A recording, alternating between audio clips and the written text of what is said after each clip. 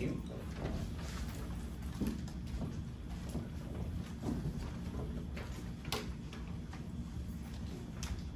All right, so I guess I'll just start with the introduction. So this is Bone Health. What to ask your doctor? Nurturing strength and vitality in our golden years. So the agenda for today's talk is going to be the basics of bone health. What testing should we be undergoing? What is osteoporosis and is it preventable? I have osteoporosis, now what? What are the next steps? And then at the end there will be some Q&A. So bone health, the basics. I'll be doing the intro. That's my name right there. All right, so this slide's about understanding the importance of bone health in aging populations. So, I mean, we all know what bones are. Structural support for our bodies. They protect our organs. They let us move around. Basically our, support. So it's, bone health is crucial for reducing the risk of fractures and maintaining overall quality of life. The healthier your bones are, the more mobility you all will have, and therefore, hopefully better quality of life, more independence. So this presentation is to explore the common bone-related conditions, the demographics most affected, and different factors that may contribute to these conditions, and basically talk about how to prevent them if we have them, and if we do have them, what can we do to manage them. All right, so 2 words here, osteopenia versus osteoporosis. Are you guys familiar with these words? So we'll talk about the difference. So osteopenia, so we can call that like your warning sign. So your bones aren't as dense as they should be, but there's still time to take action. A lot of times your doctors may do testing and tell you that your bones aren't as healthy as they normally would have been at a much younger age. Now osteoporosis is the next step of this.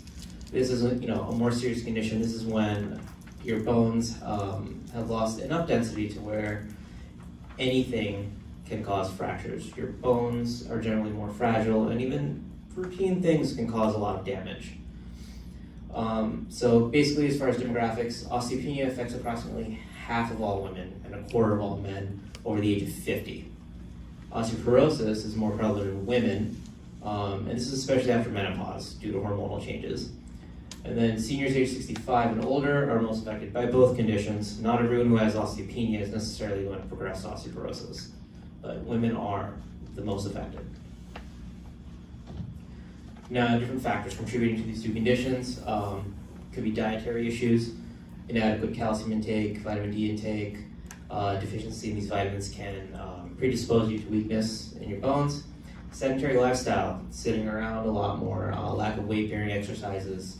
This can also lead to bone loss. Hormonal changes like we talked about, post-menopause especially, you have decreased estrogen that by default unfortunately increases your risk for osteoporosis. And then we have genetics and family history, the one thing that we can't avoid. If we are more prone historically, then we're at increased risk. And then we also have medications and medical conditions that we'll be talking about further along that can predispose you to having weaker bones in the long run. All right, next up is Dr. Kira.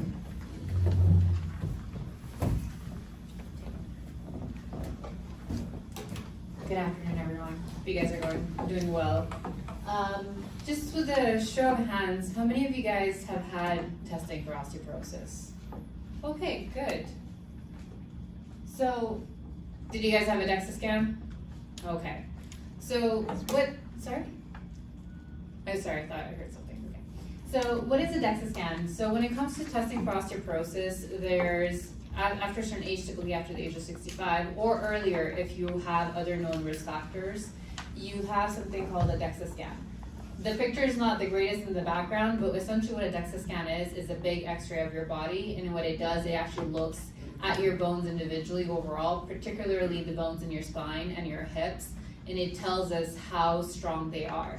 And if those areas particularly are weak enough where they can fall in the category, like Dr. Gumana was talking about, osteopenia versus osteoporosis. And this is the test that really tells us where the bone health is at. Usually the test takes about anywhere from 10 minutes to 30 minutes. It's painless, so it's relatively quickly. And for women, like I mentioned, it's usually age 65, and for men, it's age 70 plus. unless you have other known risk factors, in which case your doctor might ask you to do it sooner. Now, in terms of what the report will tell you is a little bit of what Dr. Goodman talked about already. It tells you either your test is normal, so your bones are pretty strong. It'll tell you that you have low bone mass, which is osteopenia, that, okay, we're kind of getting, weaker in terms of the bones, but not so much yet at the osteoporosis stage. Or it'll tell you have osteoporosis, but then it also tells you how severe the osteoporosis is as well. When you get a DEXA scan, this is kind of what the report looks like. And you can always ask your doctor to show it to you and go over the report with you. I think it's always, good for patients to take a look at it. But you'll have imaging of your spine and of your hips, and then it gives us kind of like a color chart. And the color chart, what it tells you is either you're in the green, which is great, you're doing great in terms of strength. If you're in the yellow range, then it'll tell you your osteopenia, and then if it's in the red range, then it means you have osteoporosis. The numbers, Sorry. no, that's Answer okay. your question. That's okay. In terms of the numbers themselves, you don't really have to remember them top of your head, but usually when you get a report and you wonder, okay, what do these numbers mean? Usually it'll have like negative numbers. So if it says negative 2.5, for instance, then usually you're in the class of osteoporosis. If you're between, let's say, 1 and 2.5 negative, then you're in the osteopenia category. So those numbers also matter. And the more negative the number, the worse your bone health is as well. So it does correlate. The other thing that usually when you'll get tested for osteoporosis is, one, it'll be the DEXA scan. They're going to tell you this number, and they're going to tell you, okay, you're in the category of osteopenia, osteoporosis. The second thing they're going to look at is, one, not only the health in your hips and your lumbar spine, but also they'll calculate something called a FRAX score. And the FRAX score, what it is essentially, it takes a look at your 10-year probability of having a fracture because of osteoporosis. And there's a number of factors that go into this, and some of these are risk factors that Dr. Goodman touched on, but these are all the list of things that increase your risk of having a fracture and also osteoporosis. So age is one, your gender, like Dr. Goodman mentioned, is another one. So if you're a female, you're more at risk. Part of the reason being is because of menopause and you lose estrogen, so it affects you, or at least puts you more at risk. Then anything in terms of your height and your weight. So if you're more thinner, you can be more at risk. If you have extra weight, that can also put you at risk because your body is essentially carrying more weight as well. History of any previous fractures. If you have any family history of osteoporosis, that actually is a risk factor for you as well. If you're a smoker, it's a big risk factor for osteoporosis development as well. And sometimes if patients have been smoking for a long period of time, we actually recommend that you even get screened earlier than 65. Do you understand her? Oh, sorry. Do you want me to speak a bit louder? I think maybe slower. Oh, sorry. I will go a bit slower. She was having trouble hearing what you're Okay. saying. So one of the other risk factors is also if you are a smoker, then it puts you more at risk of developing osteoporosis. Another one is usually if you use steroids for any reasons. So whether you've been on steroids for a long period of time, 6 months, 3 months, particularly the longer you've used steroids, the more at risk you are of having frail bones. The other thing also is if you have a history of rheumatoid arthritis. Yes. I wonder if you could share with people what you mean by steroids. I'm guessing not everybody knows. Of course. So steroids are essentially, they're a type of medication. They usually, people have to take them for a number of reasons. They help with cases where there's any type of inflammation in your body. So there's a specific category called glucocorticoids. A steroid that you may have commonly heard about or not heard about is something called prednisone. I don't know if that sounds familiar to anyone. But if you have, let's say, a pneumonia, that's very severe. Sometimes your doctor might prescribe you steroids. If you have any rheumatological disorders, so like let's say rheumatoid arthritis or anything other that's inflammatory, your doctor might put you on steroids as well. But the purpose of them is essentially they decrease inflammation, and there's a number of conditions where people have to take these.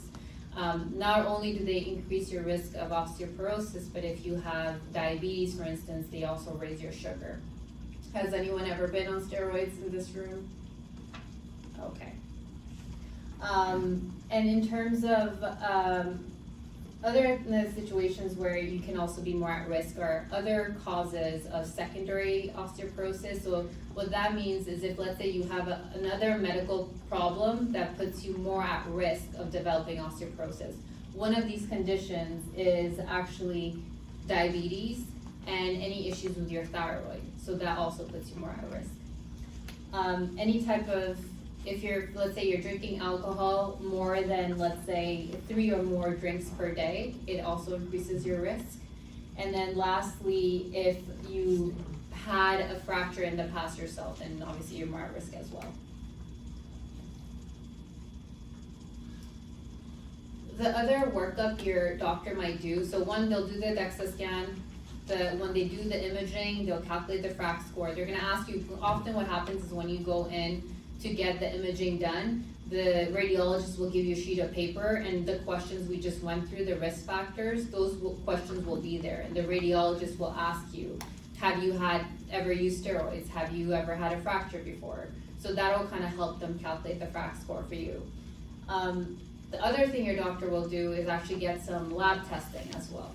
And part of the workup they will do is one, check for calcium in your body to make sure it's not low. The other thing they often do is check for vitamin D, if there's any abnormalities there as well, and they'll recommend you to supplement accordingly. The last thing, like we mentioned, is essentially just a DEXA scan. Now, in terms of is osteoporosis preventable, Dr. Bates will talk us through that a little bit more.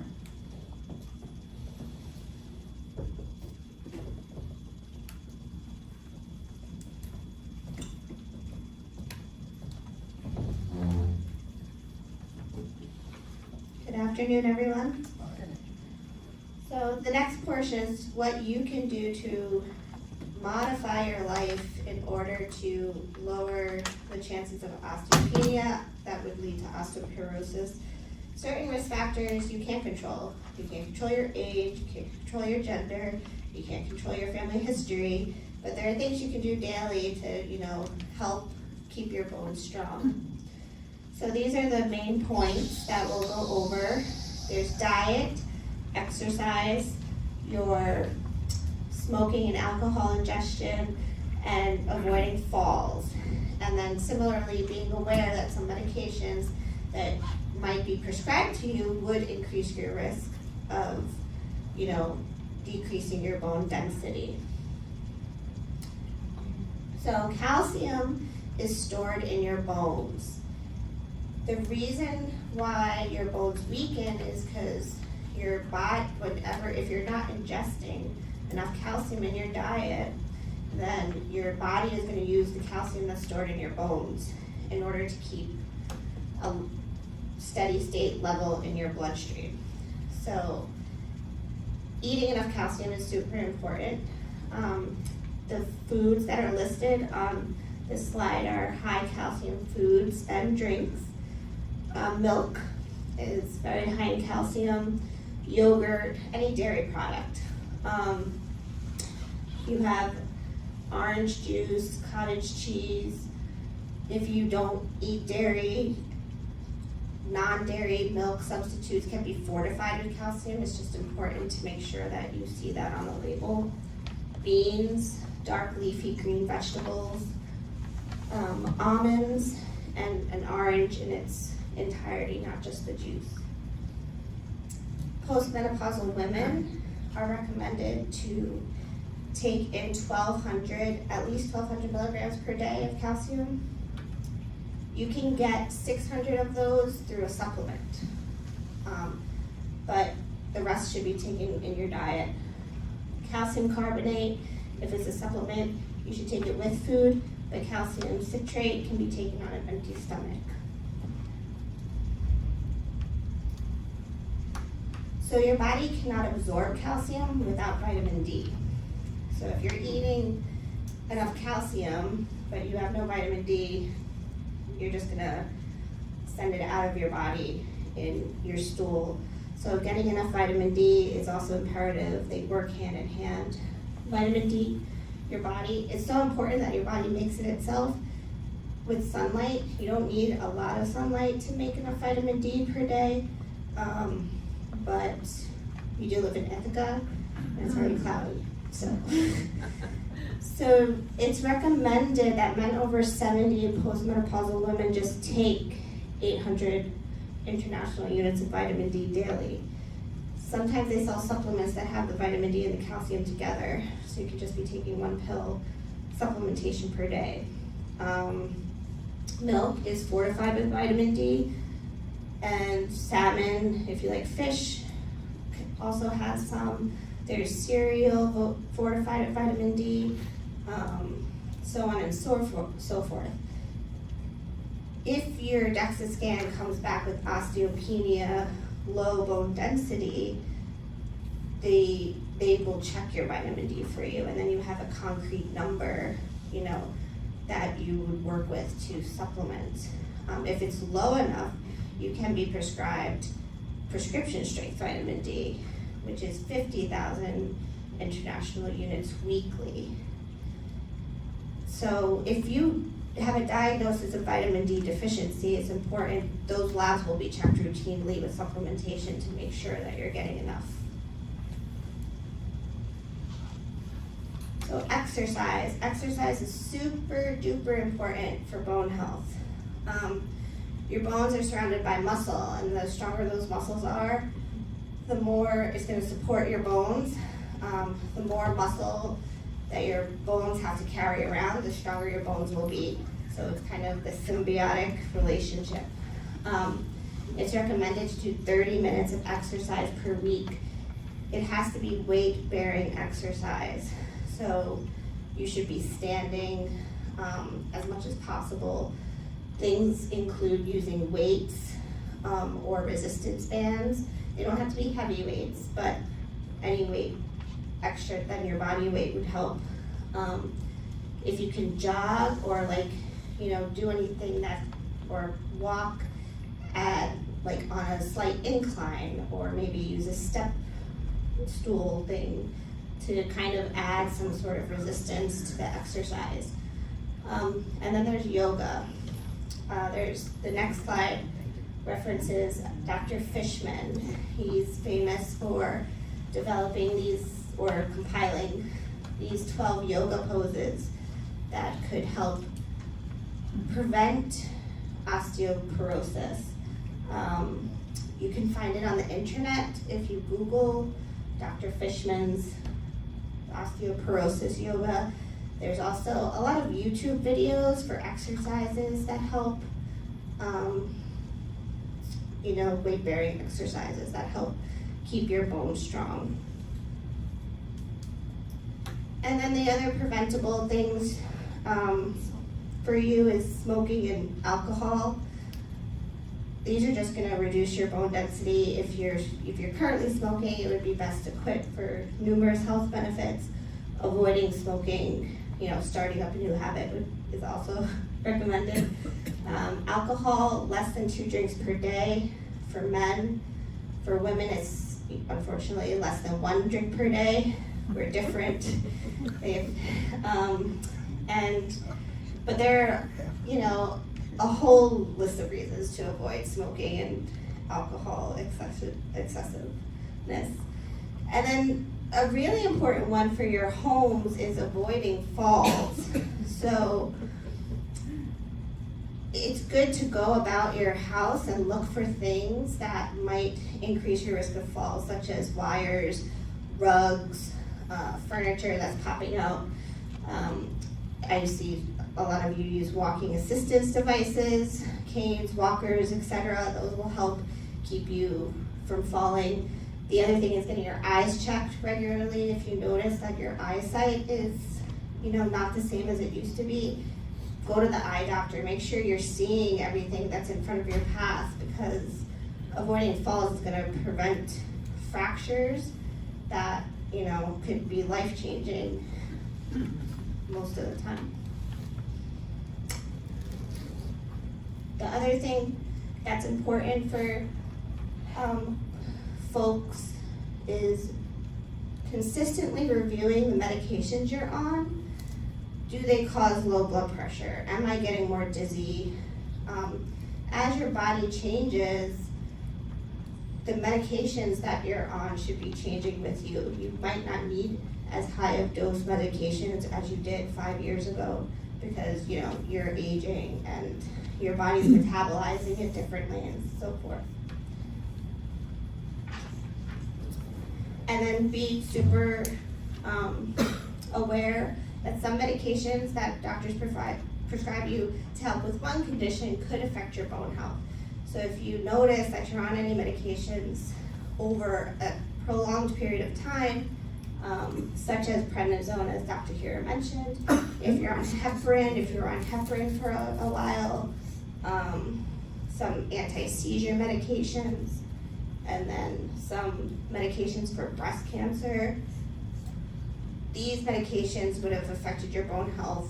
So just to be mindful that it would be more important to incorporate exercise and diet and supplements and stuff. And last but not least, it's Dr. Sosali with now what?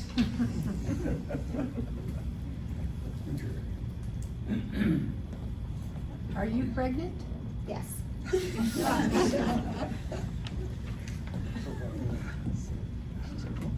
So, hi everyone. Of course, we're taking questions at the end, but anyone wanted to talk about anything specific that came up during the talk till now?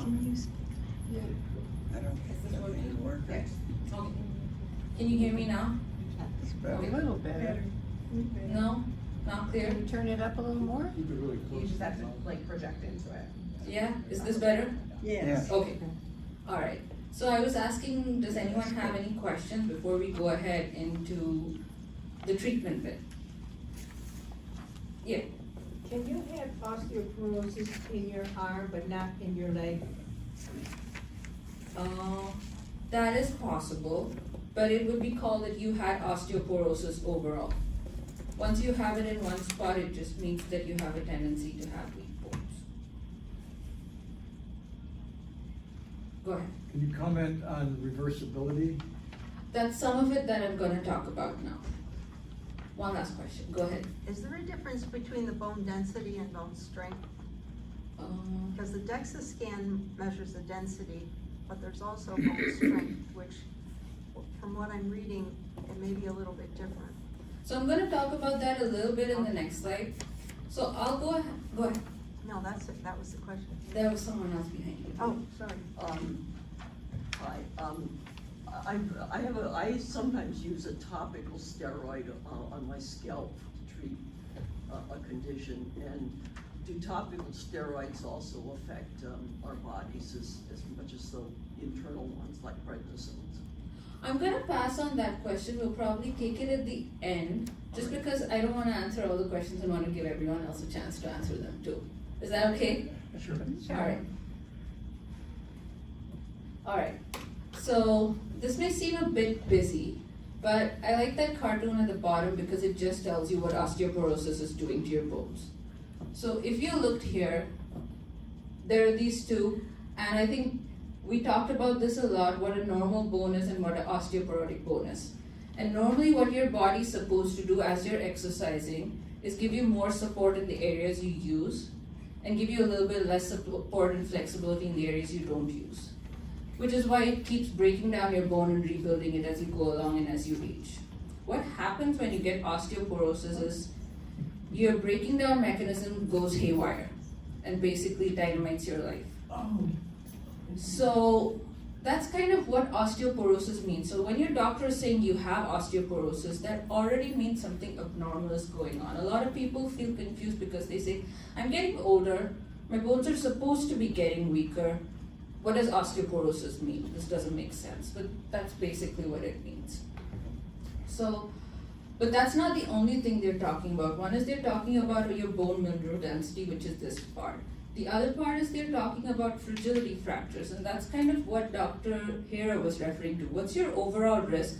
Have you had a fall and have you had a fracture before? Sometimes you can find out, you can go to the doctor after a fracture, having a slip in the bathroom. and then it led to a fracture. But you're not supposed to be fracturing yourself after after a slip in the bathroom. So that's kind of a fragility fracture. Your doctor doesn't even need to do any testing when you have something like that. They just say you're not supposed to have had a fracture, you have osteoporosis. And the third reason the doctor could say you have osteoporosis is because of the other risk factors. So those are 3 reasons why your doctor could tell you you have osteoporosis. So sometimes, the reason I bring this up is that sometimes your DEXA scan can be normal, but you might have one of those other 2 things which tells the doctor you have osteoporosis. So now that we've established what osteoporosis is, why we're here, and why your doctor's talking to you about it, I think the next step is what is your doctor going to offer you at that point to help you out. And the thing is, there are medications that exist, and they mainly kind of work here. They're mainly telling your bone, hey, stop breaking it down. So the good thing about osteoporosis is we have options. With a lot of diseases, we have just this one medication, and we either take it or we don't because we hate it. But it's not the case with osteoporosis. You have a lot of options out there, and you could actually engage your doctor and talk about, hey, this may not be the right fit for me. And the way they differ is basically how you take them, how often you take them, and what the possible side effects are. Thing to remember when taking medicine for osteoporosis is, you're still trying to build up your bone. So if you don't have calcium and vitamin D, whatever medication you take is not going to do much for you. So often your doctor will check, once they find out that you have osteoporosis, will check your calcium and vitamin D levels and supplement them along with the medication. So these are some of the common medications. We talk a lot about Fosamax. One that we don't use that often, but which is very similar, is the Atelia or the Resendronate, and then we do Reclast. This is an injection form, but it's helpful because you can space it up. So first I want to talk about some of the common side effects, because that's the one that worries us the most. How uncomfortable am I going to be taking this medicine? So the main one we worry about, and with the most common medication being Fosamax, is the potential it has for irritating your stomach. It's very well known to do that, and in fact, that's the reason it comes with instructions. It comes with instructions on how to take them. I'll go into that a little bit more, but what some people can have is they can have an upset stomach, they can have some abdominal cramping, which can be pretty severe. I've known a few patients who've said that they felt very nauseous through the process. Now, mostly that's because they're not taking it correctly. With the injection, what we worry about is some people react badly to injections. This could be because of any injection, but the Reclast, though people prefer to take it because you can take it just once a year and you know your bone's doing great. But just for a couple of days, some people can feel really lousy. The same that they would after they've had a vaccine. So they feel like really sick, a little bit feverish, a little bit achy, and that kind of passes for most people. It's not because anything's going wrong or you're allergic to the medication, it's a side effect of it. Is Prolia the same as Reclast? No, No. Prolia is a different medication, yeah. Okay. But it's one of these, isn't it? It's not one of these 3. It's also a first-line medication, but it's kind of different from the way it acts, which is why I didn't bring it up in this slide. And I guess the last is osteonecrosis of the jaw. This is one of the things that's not common, but sounds scary enough, and so I thought you might come across it when you're reading, so I thought I'd just talk about it for a bit. So osteonecrosis of the jaw is something, it's exactly what it sounds like. It's that some people can have a little bit loss of their jaw or a breakdown of their jaw when they're on medications. Now, it's not because of any specific medication, it's just sometimes when we treat osteoporosis, your body reacts that way. So that's a known treatment for reaction to the treatment for osteoporosis. People who are more at risk for getting that are people who have poor dental hygiene to start with, as well as people who are having dental procedures. So maybe something to talk to the doctor about, hey, I'm going through this dental procedure, is it gonna affect me? What precautions can I take? If something happens, what can I do? Mostly they'll tell you go ahead with the procedure. If you see any reaction, to stop the medication and get in touch with them, because it is a reversible effect. So if you stop the medication at that point, you can reverse the effect of the osteonecrosis. So I'll go to the next point of how to take the medication. So this is important especially for the Fosamax, but it is the most common medication we prescribe for osteoporosis. So the important thing is it's a once weekly medication, and the important thing is to take it with enough water. You take it with enough water and you don't take it with anything else. And you pick a day of the week that you want to do it and you follow that regimen. Now your doctor will tell you exactly how much water you should take, and it's normally written out in the prescription as well. But the idea is you take it with enough water, take it early enough on an empty stomach, and don't eat for a while after. You're also not supposed to lie down. That's because it can cause irritation in that tract, your esophagus. So that's an important thing for that. A lot of people stop taking it just because of that, and just tweaking how you take it can help a lot. And the other things to talk to your doctor about when they're prescribing you this medication. You should tell your doctor, you should ask your doctor about your calcium levels, because like we talked about, you need the calcium to build your bone. So if you've had low calcium levels in the past or your recent lab work, bring it up to your doctor, just alert them to it. Any abnormalities that you may have in your esophagus. Some people may have had bariatric surgery, some people may have a lot of reflux disease, some people may have a finding from testing that they've done. So that's something you should mention to your doctor. Another thing is an inability to stand or sit for more than 30 minutes. If you're having trouble sitting up, obviously not the case with anyone in this room, but if you're having trouble sitting up for 30 minutes at a stretch for whatever reason, back issues, you've been advised not to, then something to mention to your doctor. If you find that you're aspirating frequently, again, these medications might not be the best for you. Maybe an injectable would be the best and not something orally.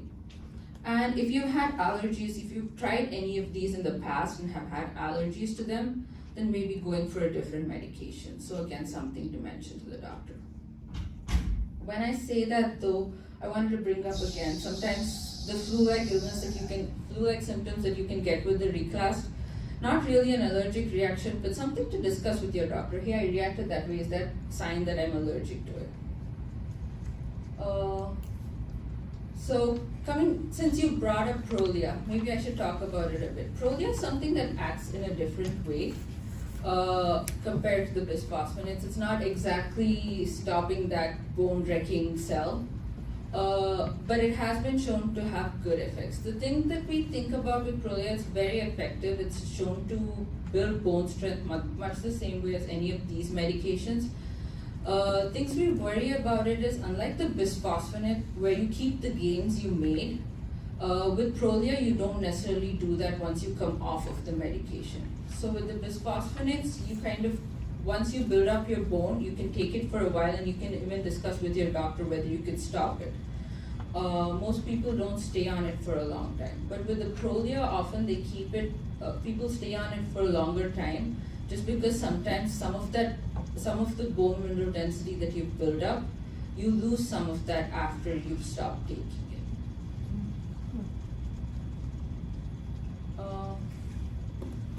So some of the other things that I thought you could mention to your doctor, or some of the things that people worry about when they're discussing osteoporosis to your doctor.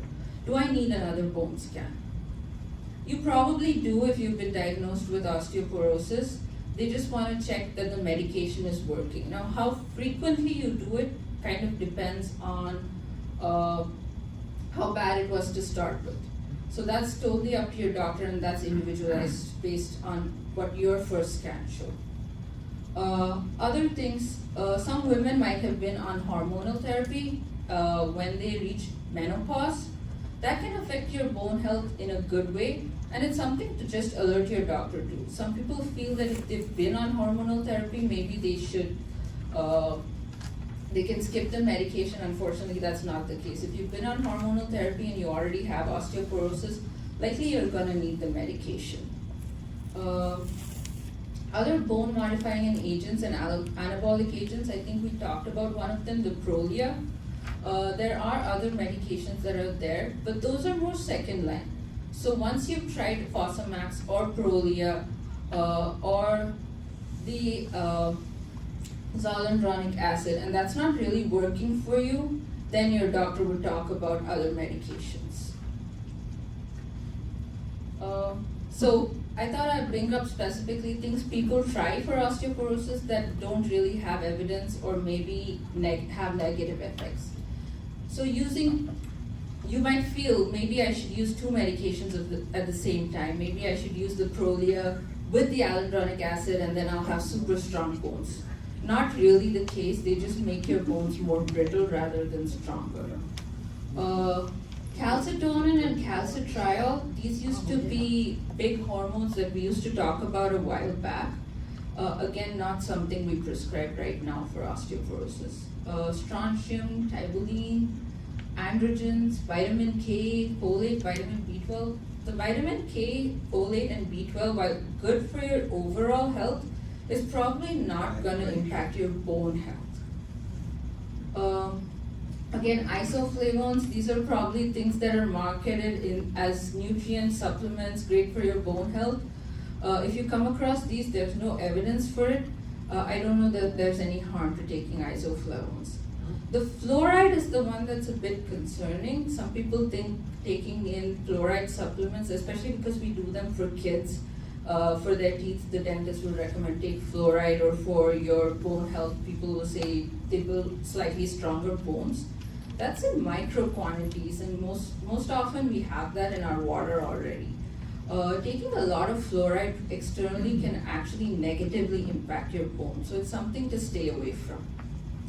Again, with the vibration for your joints or your bones, that's more of a massage thing, but nothing, you can do it for pain relief, but it's not going to build up your bones. That kind of stimulation is not the stimulation, it's more of what Dr. Bates talked about in terms of weight-bearing exercises.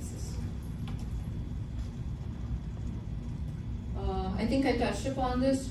When do I repeat a DEXA scan? When your doctor lets you know. You can ask why they're doing it so often or why they're pushing it back, and get more information on where your bone health's at.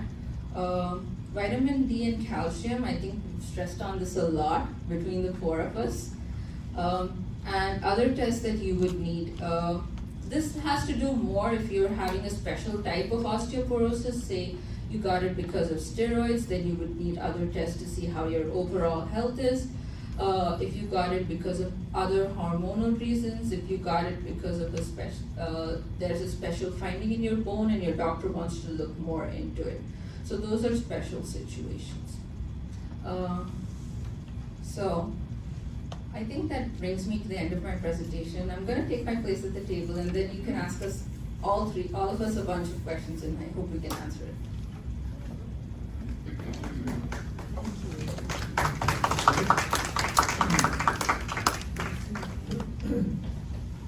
So any questions? I think there was one about the topical steroid. So topical steroids don't have the same side effect. Usually when you worry about bone health, you worry about systematic, what we use as a word essentially to say anything that you're ingesting inside of your body. So oral steroids that you will be actually eating, not eating, but you know what I mean, are more likely to have severe side effects. Topical steroids are a lot safer. They can have other side effects like skin reactions and skin thinning, but I wouldn't worry as much about osteoporosis in those cases. But that's a good question. Thank you for asking that. Yes? Is the only way to get a DEXA test to go through your doctor? I can answer that. Usually your primary care doctor has to order the DEXA scan. A provider usually has to order it. I don't know if there's private companies out there possibly that might do it, but typically through a healthcare provider, yes. Because that's often a handicap, because to try to get a doctor's appointment is difficult. Yeah. The second thing is, that you're usually paying something like $200 for that appointment just to get the DEXA, and that's gonna put it off for a lot of people. Right. Those are real concerns, you know, a lot of people don't have a primary care doctor. And it is a barrier. Is it possible that there's private companies out there that do DEXA scans? I don't know if you guys are aware of any. It's a possibility, but unfortunately, a lot of these testings end up happening through your doctor. The reason being is that if somebody goes and gets the DEXA scan, you need somebody to review those images for you and then address the results with you. And if there's no one actually following up, then you know it kind of gets lost. I wish I had a quick solution for you in terms of, you know, making doctors more available. Part of the reason why they have the residency program is actually trying to get more doctors locally in Ithaca and try to increase access.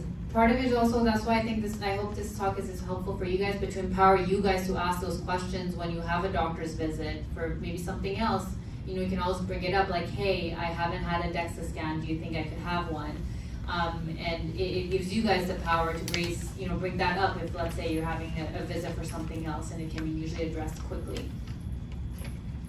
And also, if you're on Medicare, you get an annual Medicare wellness visit once a year. Most primary care doctors will take that opportunity to go through your screenings, routine screenings. So if you're falling into the age category or the gender category of reaching that screening of a DEXA scan, you know, you could use the annual Medicare wellness visit to talk about that. Yes. Back to reversal, is there a way to gain strength back, for example, weight-bearing exercises? Yeah, I mean, if you have osteopenia, you're adding bone strength by, you know, making sure your diet is okay, exercising, so on and so forth. Once you have osteoporosis, you know, the medications help prevent fractures, but I'm not sure if you could always go back to before osteoporosis. You have osteoporosis at that point for life. So weight-bearing exercises, if you had osteoporosis, wouldn't necessarily strengthen bones? They'll help. It's gonna help. Basically, it's like an end stage, so at that point, you're in a holding pattern. Okay. And just to add that, part of the reason why we stress on exercise so much is that it's not just the osteoporosis itself.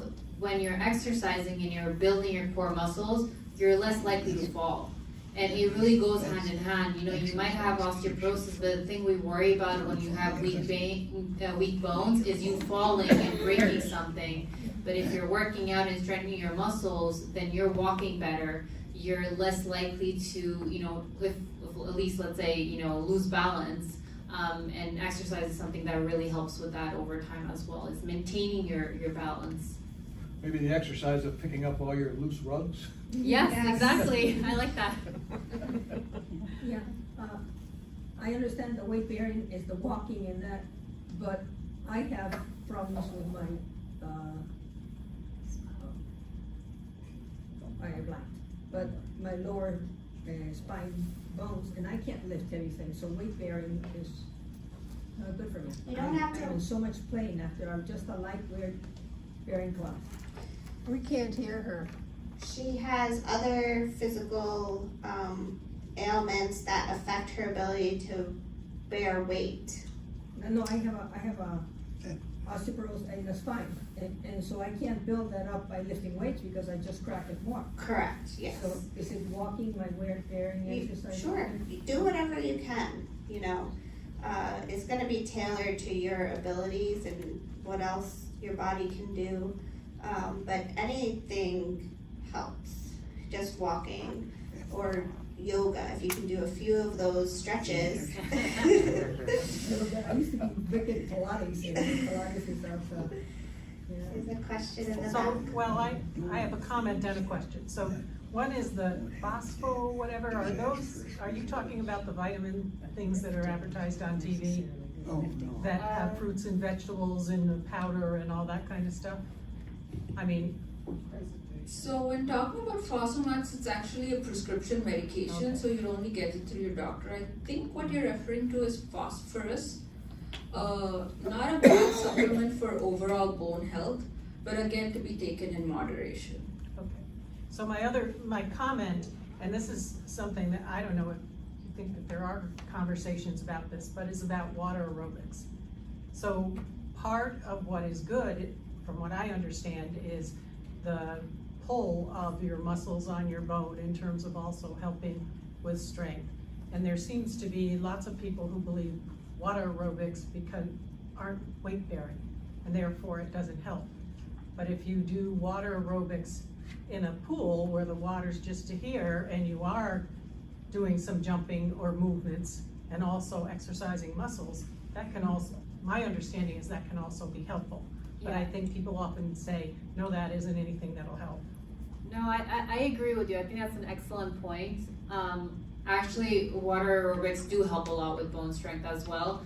And part of the reason is, you explained it perfectly. It's, if you're actually doing exercise within the pool, it helps strengthen your muscles. And it's actually really a great option for people who have a lot of joint pain and can't lift weights otherwise, because then being in the water kind of makes it easier for your bones to actually do those maneuvers. So if you have access to the pool, it's a wonderful option. Right. And they have a pool there. Oh, that's even great. Right? We have a pool You here. have a pool, and my reason for bringing that up is I teach water aerobics down at West Island Health and Fitness. I promote that promotion. Swimming, I walk and I used to swim and I stopped swimming to walk for the impact for the boat area.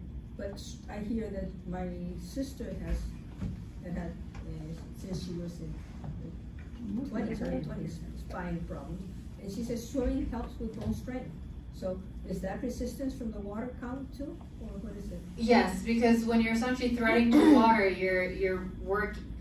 swimmers have great bodies, and part of the reason is because it uses a lot of muscles, and it has to do with the way you're threading water. You're applying a lot of pressure against the resistance of the water when you're trying to swim. So it kind of the same idea of like aerobics in general, it works in the same way where you're kind of pushing your body against a certain resistance, which is the water, which helps you kind of strengthen your core muscles. And my major other thing about water aerobics, if you can find a place to do them as you get older, is if you do lose your balance, and you can also work a lot on balance in the water, but if you lose your balance and you fall in the water, as long as you can swim somewhat or get back on your feet, you're not gonna fracture things. Yeah. So it's really a great exercise, great option. We've been talking about bone health and in terms of osteopenia and osteoporosis, but probably 90% of us in the room have arthritis.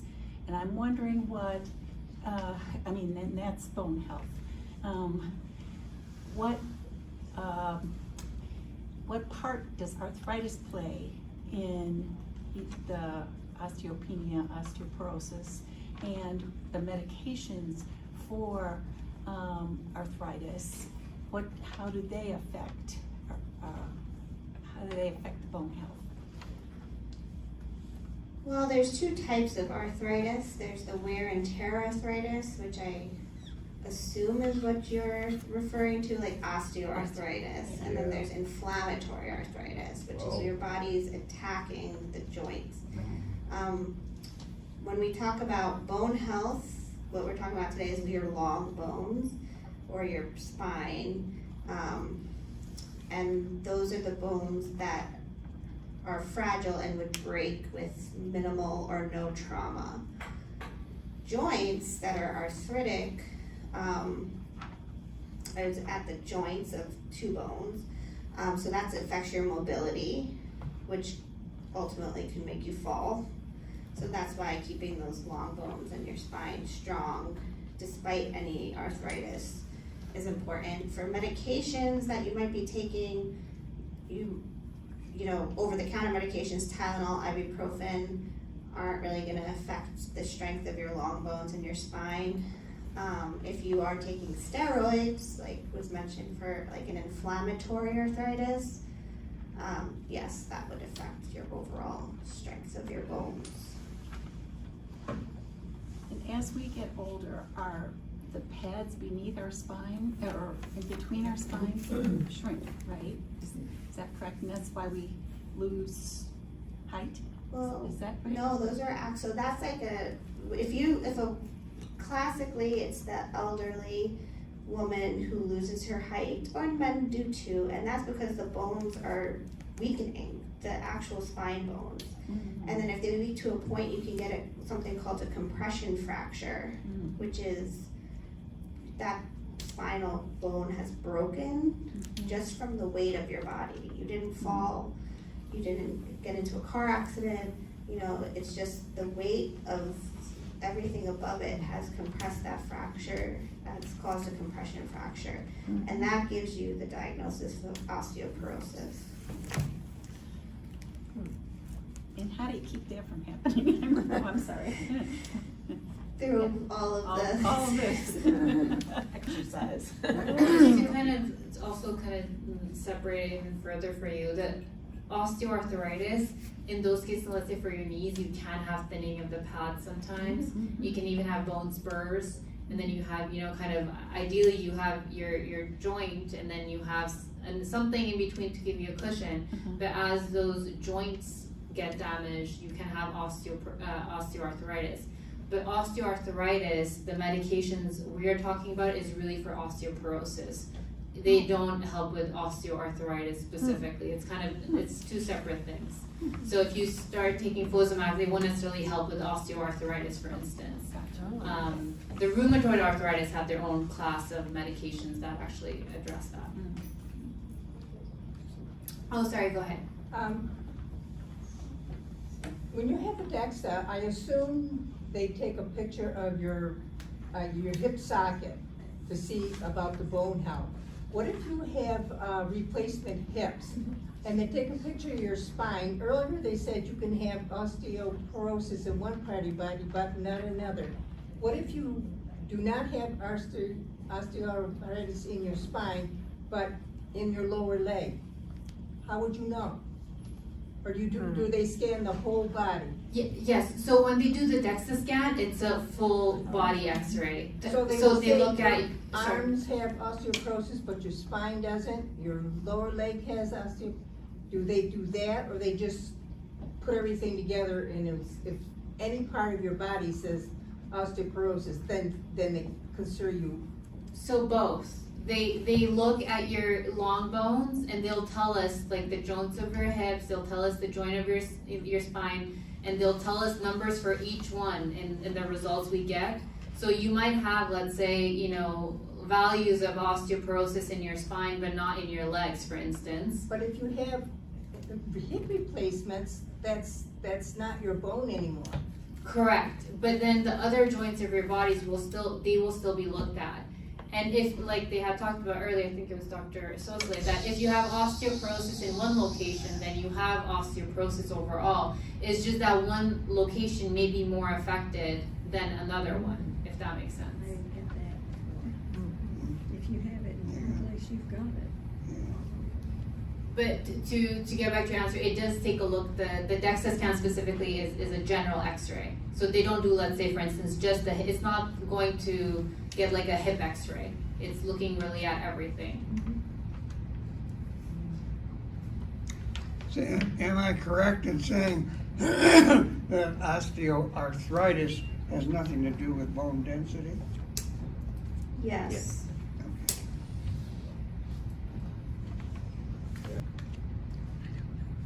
Thank you all. Thank you all. Great questions.